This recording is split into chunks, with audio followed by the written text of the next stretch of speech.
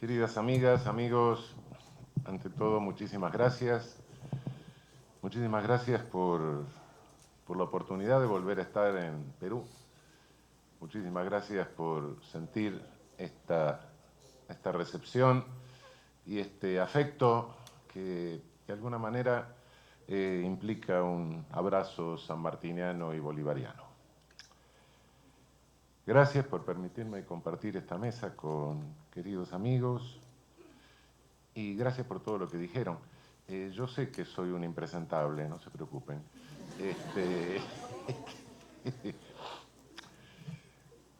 Quisiera describir un poco lo que nos pasa en nuestros países, en nuestra región.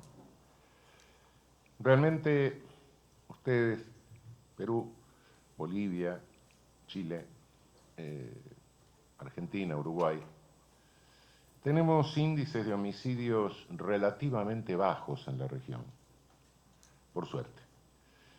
El resto del continente, salvo alguna excepción, Costa Rica, por ejemplo, Nicaragua, antes de la problemática que tiene ahora, el resto del continente tiene altos índices de homicidios, de muerte violenta. Altísimos. De los 20 países que pasan los 20 por 100.000 por año, 19 están en América Latina y Caribe. Frente a esto, distinta distribución geográfica de la producción de cadáveres. Nuestros sistemas penales, naturalmente, son selectivos. La selectividad es una característica estructural del ejercicio del poder punitivo. En algunos países llega a ser verdaderamente extrema, en otros un poco menos, pero no escapamos a esa selectividad como resultado de que también en nuestra región somos los campeones de los coeficientes de Gini, es decir, de los coeficientes que marcan la inequitativa distribución de la riqueza. Tenemos coeficientes de Gini más altos que África. África es más pobre, pero es menos desigual que nosotros. La polarización de riqueza en nosotros es más notoria. Bien, ¿qué es lo que estamos haciendo o qué es lo que está pasando en nuestros sistemas punitivos? Bueno, por un lado, nuestras sociedades estratificadas, como resultado de estos coeficientes de Gini, naturalmente tienen en cada estrato social distintos entrenamientos. En una favela, en una villa miseria, en un pueblo joven, no se aprende a formar un offshore, ¿no? Ni se aprende a fundar un banco y quebrarlo. Sí se puede aprender como máximo a saltarlo. Entonces, naturalmente, nuestros sectores más humildes, más pobres, solo tienen un entrenamiento que les permite cometer delitos groseros. Naturalmente los delitos groseros son los más fácilmente detectables por la policía, si las policías hacen lo más fácil, que es detectar lo que es más fácil de detectar. De esa manera vamos llenando las cárceles de los ladrones más tontos y torpes que tenemos en nuestras sociedades. En esas cárceles que se van convirtiendo en campos de concentración, la persona entra, tiene que incorporarse a algún grupo interno, y durante 3, 4, 5, 10 años, lo que sea, se le va reafirmando el rol desviado. Por supuesto, después que sale de la cárcel, con el estigma, en nuestros países es difícil, ya los problemas de desempleo los tenemos bien marcados, es más difícil reubicarse o reinsertarse en el sistema productivo. Por otra parte, la estigmatización dificulta la relación y lleva a que solo se puedan relacionar entre ellos. Es decir, la cárcel deteriorada, la cárcel convertida, sin necesidad de que se convierta en campo de concentración, pero la mayor parte de nuestras cárceles están convertidas en eso debido a la superpoblación, se convierten en fábricas de reincidentes. Y no solo de reincidentes, sino de reincidentes más graves. Esto, a medida que vamos aumentando el número de presos, vamos aumentando el número de reincidentes, naturalmente, vamos fabricando, vamos reproduciendo. Al mismo tiempo, para ir teniendo más presos, se va habilitando mayor poder arbitrario de nuestras agencias policiales. Nuestras agencias policiales, con su poder arbitrario, montan sistemas de recaudación autónoma. Los llamo de esa manera, porque algunos los llaman corrupción, pero bueno, no vale la pena. Son sistemas de recaudación autónoma, sistemas de recaudación fiscal propios, con los cuales los estados se ahorran tener que destinar presupuesto a las policías, y entonces las policías se autoabastecen con estos sistemas de recaudación autónoma y explotan el juego, la prostitución, etcétera, y se van vinculando con aquello que se llama organized crime, que para mí es una categoría frustrada, realmente es criminalidad de mercado, oferta y demanda de servicios ilícitos de distinta naturaleza. Bien, a nadie le puede pasar por alto que todo esto va permitiendo que las policías se autonomicen, monten sus propios sistemas punitivos al margen del sistema oficial, con tortura, con maltrato, con selectividad, se vinculen a a las asociaciones estas de criminalidad de mercado, que también montan sus propios sistemas punitivos. El sistema punitivo del Estado, el sistema punitivo oficial es uno. En algunos países surgen entidades contraestatales, en algunos países entidades paraestatales, como los paras colombianos, por ejemplo. Cada uno con su propio sistema de sanciones, su propio sistema punitivo al margen del sistema punitivo estatal. Todo esto va creando, naturalmente, caos en nuestras sociedades. Es decir, si alguien piensa que este es un programa de prevención del delito, está totalmente equivocado. Cualquiera que ve cómo funciona esto se da cuenta de que esto es un programa de reproducción de delito, de reproducción de conductas desviadas. Si vemos algún país grande de nuestra región, como puede ser Brasil, por ejemplo, nos encontramos con que Brasil tiene prácticamente 2 millones de presos, 1.700.000 presos más o menos. Sin embargo, sigue produciendo órdenes de captura, sus cárceles están en su mayoría deterioradas, muy deterioradas, son campos de concentración, hemos tenido que impartir una medida provisional respecto de 2 cárceles, la de Río de Janeiro y la de Recife, en la Corte Interamericana. Pero no obstante, esas cárceles no alcanzan. Los tribunales siguen emitiendo órdenes de captura que no se pueden cumplir, y eso genera un nuevo negocio de recaudación para las policías, porque entonces cuando se produce una vacante en la cárcel, la policía selecciona a quién lleva. Por supuesto, también selecciona a quien no lleva, y eso tiene un precio también, que forma parte del sistema de recaudación autónoma. Todo esto, yo podría decir que, bueno, de alguna manera estamos viviendo, se permite que nuestras agencias exploten negocios de prostitución, negocios de tráfico de toda índole, etc. Es decir, caos. Caos que en algunos países llega a límites de pérdida de control territorial por parte del Estado. Uno ve esto y dice, bueno, pero alguien puede creer, y esto está fomentado naturalmente por toda una criminología mediática de medios monopólicos, medios de comunicación monopólicos a lo largo de todo el continente. Uno baja de México para abajo hasta la Argentina y ve en las puntas y en el medio, en cada uno de nuestros países, monopolios de comunicación. Nadie puede creer que esto prevenga el delito. No, esto convulsiona nuestras sociedades. Entonces, ¿a qué se debe esto? ¿Es un accidente? No, no es ningún accidente. Esta irracionalidad, esta reproducción de delito, esta caotización de nuestras sociedades responde a un programa de debilitamiento de nuestros estados. No nos llamemos engaño. Debilitamiento de nuestros estados que lo tenemos que insertar en lo que es el panorama de poder del mundo en este momento, no nos equivoquemos. En el hemisferio norte ya la política, los políticos del hemisferio norte son rehenes de las corporaciones transnacionales.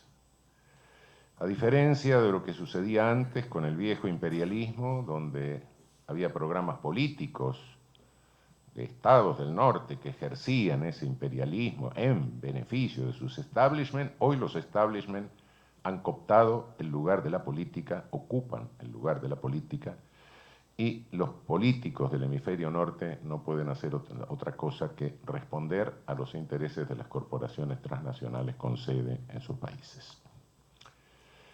En el hemisferio sur esto se traduce en una nueva etapa de colonialismo, diferente al colonialismo primitivo, diferente al neocolonialismo.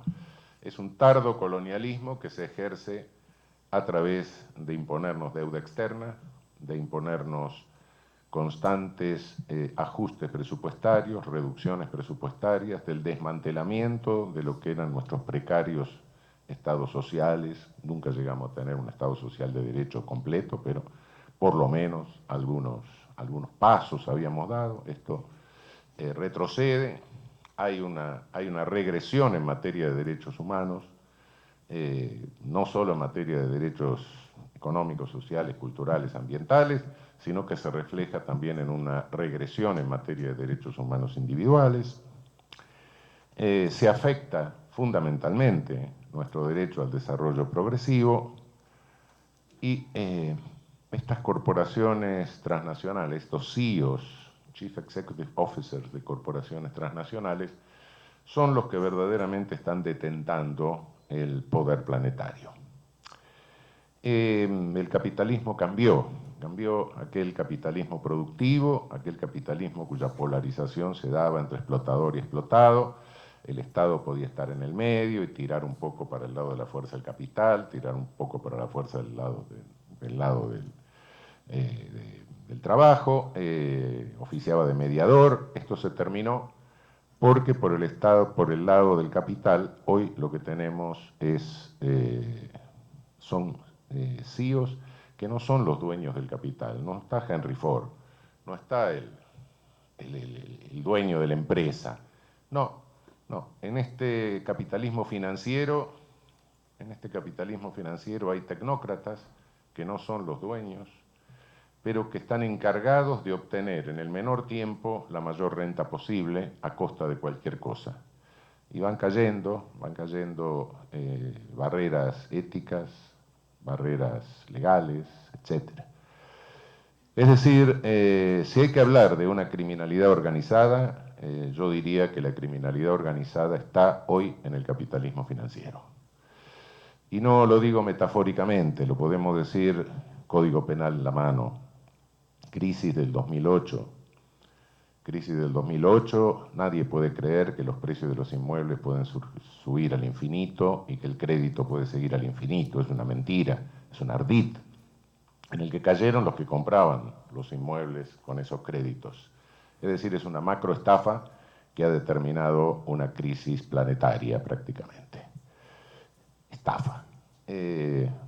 Mi país, y lo pongo como ejemplo, el actual régimen de mi país asume en 2015 con 60.000 millones de dólares de deuda externa. En 3 años, menos de 4 años, hemos llegado a 300.000 millones de dólares de deuda externa. Quintuplicó la deuda. Esto, si yo fuese el administrador de los bienes de un huérfano, el administrador judicial hiciese esto, me meten preso por administración fraudulenta. Explotación de trabajo a distancia. La tecnología permite hoy que se trabaje en lugares donde los salarios son más bajos, hasta que llegue un punto en que se paga $1 por día o menos. Esto es explotación de trabajo esclavo. Esto también es otro delito. toda la renta, toda esta lucha contra la criminalidad organizada, etcétera, que tenemos, que llevamos a cabo, se hacen congresos en todos lados contra el organized crime y todas estas cosas, sí, pero la renta ilícita de toda la criminalidad organizada, ¿a dónde va a parar? Se recicla en refugios fiscales, que algunos llaman paraísos fiscales porque traducen mal el inglés, se confunden, bueno, hidden con heaven. Pero bueno, ¿qué es esto? Esto no es más que código penal en la mano, encubrimiento por receptación. Sí. Una gran masa de encubrimiento por receptación, que todos sabemos dónde están, pero no desembarca nadie para suprimirlos. Es decir, realmente el ejercicio de poder que tenemos en el mundo es un ejercicio de poder ilícito. No lo dramaticemos, es ilícito directamente. Yo los veo a ustedes muy entusiasmados con la persecución a Odebrecht y todo eso. Sí, está bien, no me cabe duda. Pero observen que Odebrecht es brasileña. Y las otras corporaciones transnacionales, no solo se persigue políticos en nuestra región, sino que, cuidado, se persigue en nuestras burguesías nacionales, se persigue en nuestro capital productivo nacional. Que ya sé, no son San Francisco de Asís, ni son Santa Isabel de Hungría, no, ya lo sabemos. Pero es lo único que hay, y es lo único que tenemos.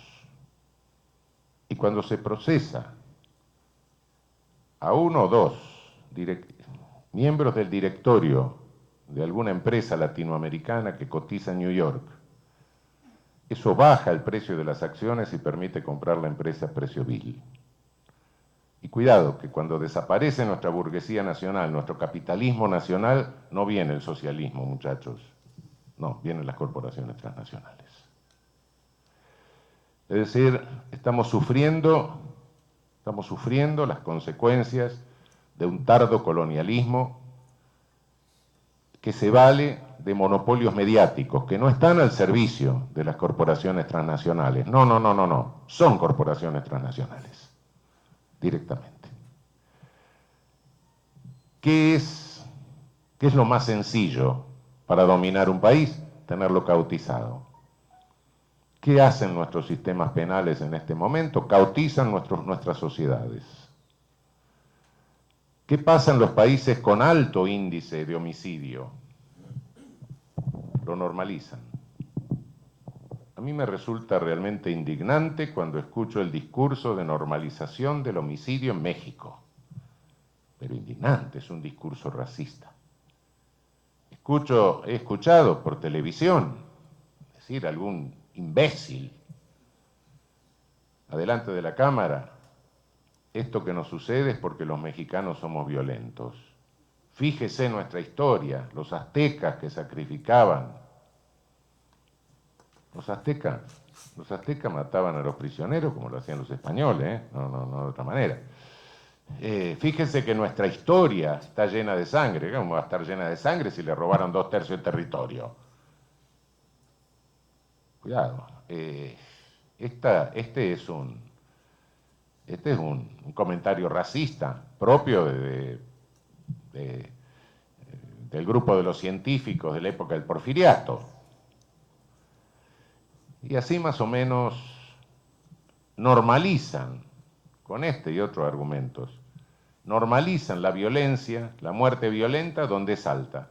Donde la tenemos baja, el homicidio de la semana hay que pasarlo 10 veces, así tenemos 10 homicidios. Y si no tenemos el de la semana, pasamos el de la semana anterior. Y si tiene un componente sexual medio morboso, mejor. Y entonces hay que reformar el Código Penal, claro. Y nuestros políticos que quieren votos, ¿qué hacen? Temen ser linchados por los medios monopólicos, y entonces hacen leyes penales, fabrican leyes penales, linchan jueces, esos políticos, se suman a los medios de comunicación monopólicos para linchar públicamente jueces, amenazan jueces. Es decir, si no entendemos que este es el panorama, si no entendemos que detrás de esto hay un programa de dominación fundamentalmente económico, no entendemos nada, ni entendemos lo que nos está pasando, ni la aberración de tener un sistema penal que dice que quiere prevenir el delito, pero en realidad lo que está haciendo es multiplicar la violencia en nuestras sociedades y multiplicar el número de delincuentes. Les decía el ejemplo de Brasil. Sí, 1.700.000 presos. No sé cuántos procesados habrá en Brasil sin que estén en prisión preventiva. Supongo que unos 2 millones más. Sí, normalmente la experiencia muestra que en un juzgado tenemos más gente procesada suelta que en prisión preventiva. Sí, 3 millones y algo de personas vinculadas al sistema penal en 200 millones de habitantes. Supongamos que esas personas tengan cada uno 4 o 5 personas que estén en una relación más o menos íntima, constante, marido, mujer, hijos, hermanos, padres. Son 10, 12 millones de personas que están acostumbrándose a la cosa penal, a ir al juzgado, a llevar comida a la cárcel, a ver al abogado. Es decir, que se banaliza la cuestión penal en un 10% de la población, más o menos como ir al hospital, ir al servicio de asistencia, a la sala de guardia. Esto es evidentemente reproductor y esto genera, sí, un problema de seguridad nacional en serio, no de la seguridad nacional de la doctrina colonialista, sino un problema de nuestra seguridad nacional, entendida como seguridad de la vida de nuestros habitantes, de nuestros conciudadanos. Esto no es un reduccionismo economicista, es mirar lo que pasa, es mirar cómo se maneja el poder en el mundo. Cuidado que esto no es marxismo, no me vengan con eso, no me vengan con el planteo macartista. No soy marxista, no soy marxista ni podría serlo. El marxismo es una ideología eurocentrista. Y realmente, si dijo algunas cosas ciertas, y por cierto, en definitiva, Marx y Engels menos nunca entendieron el colonialismo. De ahí las barbaridades que dijeron respecto de nuestros libertadores. Pero una cosa es rechazar una de las versiones de la interpretación de la dimensión económica de los fenómenos sociales, otra cosa es negar la dimensión económica de los fenómenos sociales. Si negamos la dimensión económica de los fenómenos sociales, somos idiotas directamente. No nos damos cuenta de lo que está pasando. Y realmente, sí, estamos viviendo un fenómeno de tardo colonialismo y esta reproducción de violencia que tenemos en nuestros países, en nuestro territorio, es resultado de un programa claro de sometimiento. Cuanto más caotizadas estén nuestras sociedades, más fácil va a ser reducirnos al programa que tiene este totalitarismo financiero. Es un programa de sociedad 30-70, 30% incluido, 70% excluido. Es un programa en que el 70% tiene que aceptar esto. ¿Y por qué lo acepta? ¿Cómo se maneja esto? Es muy fácil, es muy fácil. El método es sencillo.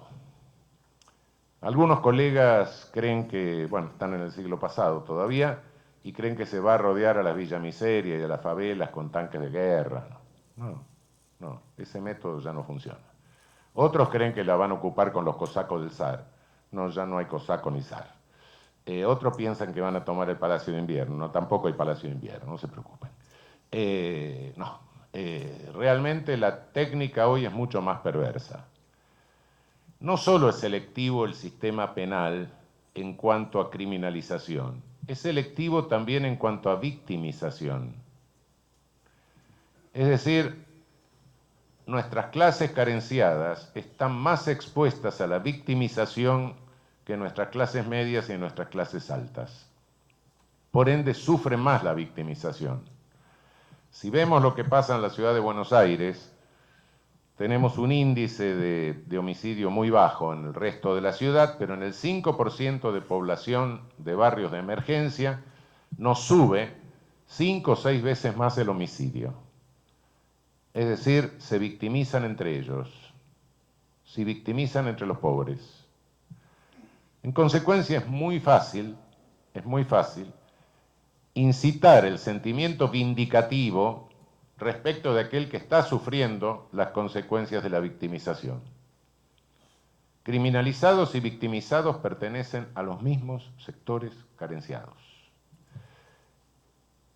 Y se seleccionan policías.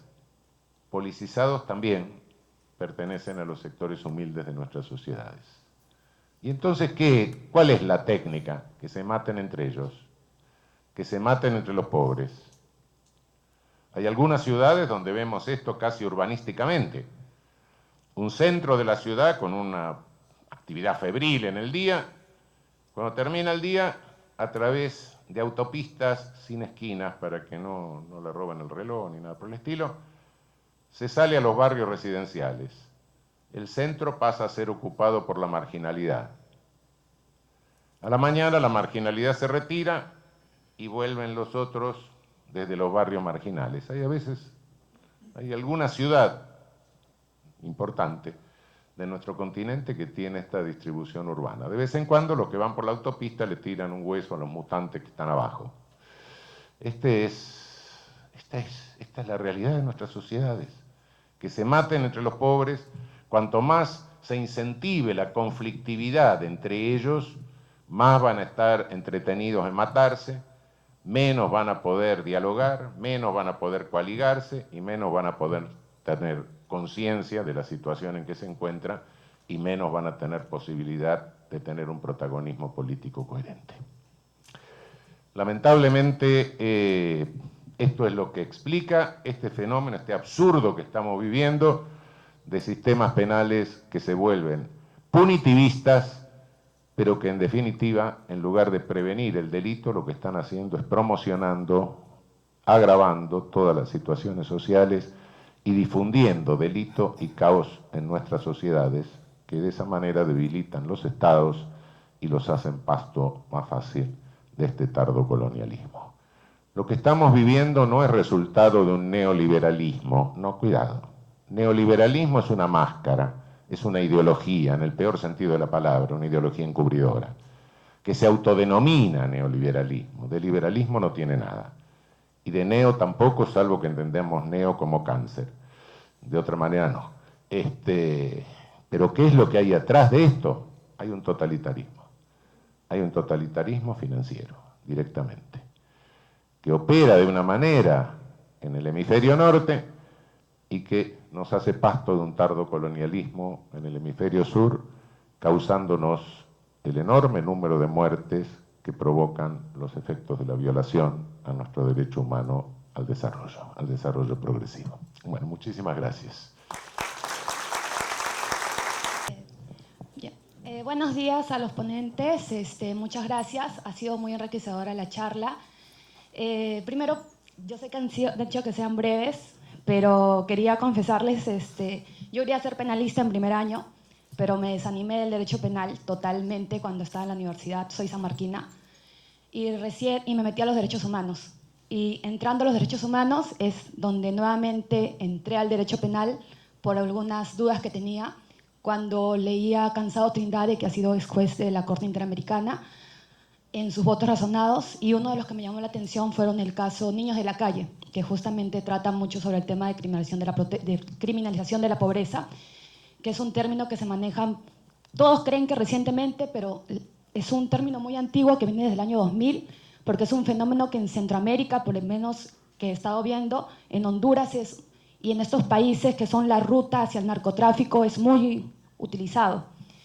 Entonces, mi pregunta iba para todos, pero especialmente para el doctor Zaffaroni, teniendo en cuenta que ahora es juez de la Corte, y era sobre este tema de lo que planteaba Cansado Trindade, ¿no? Lo que plantean él, ¿no? Ahora como juez en la Corte Internacional de Justicia, que es el tema de cómo hacer una fusión o replantear el derecho penal en términos de derechos humanos, y el tema de cómo empezar a tomar en cuenta la interdisciplinaridad de las ramas, ya no solo tampoco del derecho, ¿no? Sino ir de la mano de la sociología, que da muchas respuestas, de hecho, a esta forma de quiénes son los sujetos que se someten a este espacio, ¿no?